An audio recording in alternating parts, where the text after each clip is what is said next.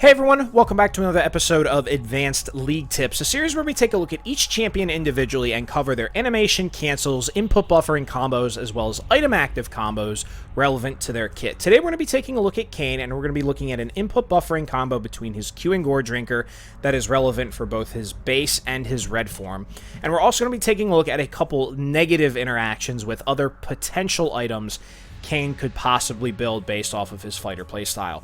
So without any further ado, let's just jump right into it. So the first thing we're going to take a look at is the positive interaction that I had mentioned, which is the input buffer between his Q and Goredrinker. So the way that these two work together, looking at these abilities separately, is his Q has two parts to it. There's the dash and a spin. Now both parts, both instances deal damage, but to give you some interesting context for this, even though it's two instances of damage, it counts as one ability. So you'll notice down here that for context, the Conqueror proc only gives him one stack or two stacks instead of what you would expect from two instances of damage, which would be, this number would be 4 instead. So the way Goredrinker then works is it's a separate spin that deals damage and heals Kayn. Now the way this works is you can overlay these two animations on top of each other. So the way you want to do this is during Kayn's dash, before the spin starts, you want to activate Goredrinker. Okay, so essentially what this is going to look like is going to be dash activate, and you'll get all 3 instances of damage off. So again, Goredrinker is just a slash, and then his Q is a dash spin. So if we do both of these together, remember, during the dash, we want to activate Goredrinker. So dash Goredrinker and spin. Looking at that one more time, dash Goredrinker and spin. So we get all 3 instances of damage off in succession, rather than doing it separately, which would be dash, spin, Goredrinker. Okay? Now, as far as negative interactions are concerned, let's take a look at Stridebreaker next. Now, Stridebreaker isn't necessarily an item you want to build on Kayn in any form, simply because of the fact that it gives attack speed. Kayn is ability-based, so he wants either quick assassinations from his blue form, or he wants healing from his red form.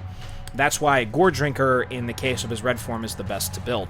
So the way this negative interaction works is looking at these abilities separate again.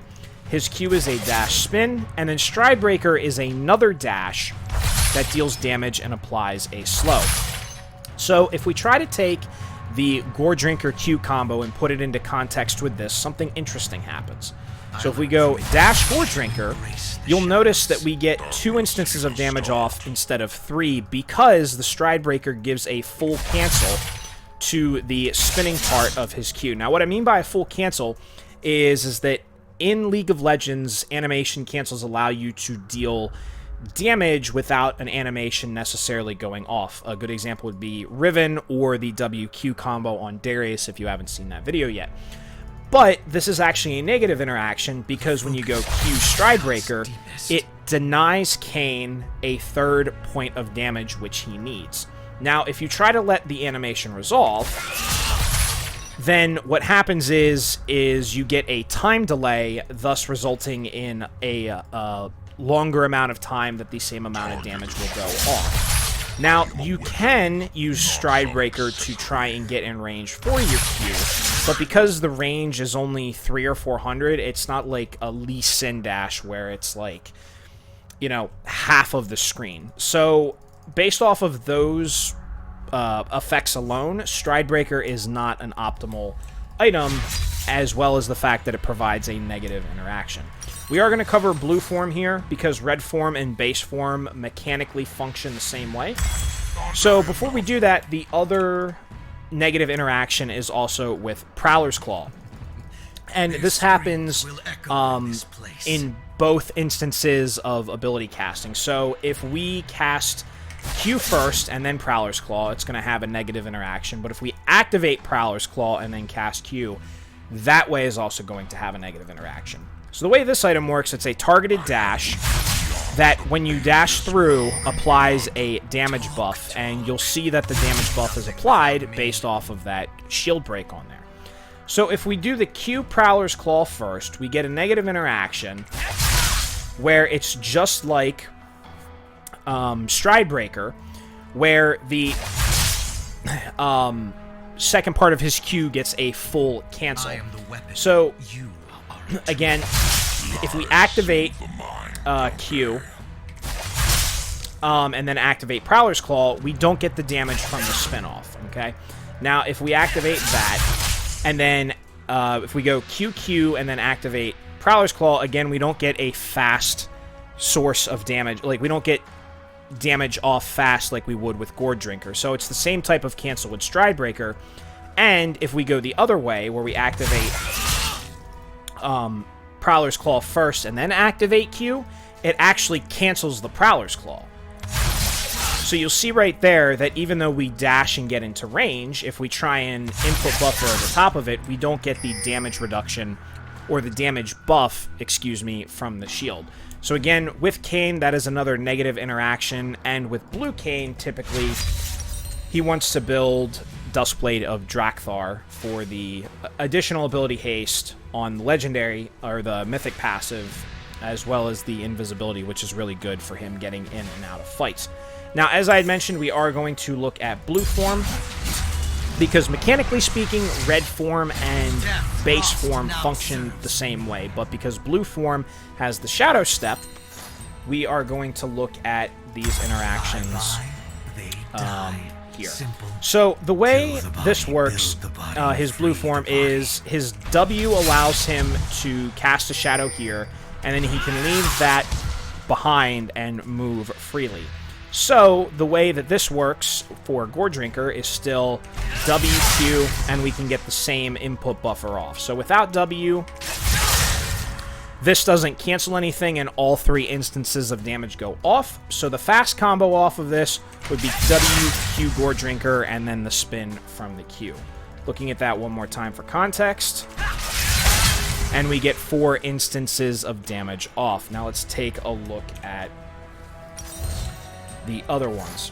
So with Stridebreaker, you can still go W Stridebreaker, but just to give you context for the Q, it still does a full cancel on the circle, or the second damage part of the Q. So if I go W Stridebreaker, it'll input buffer over top of both of those.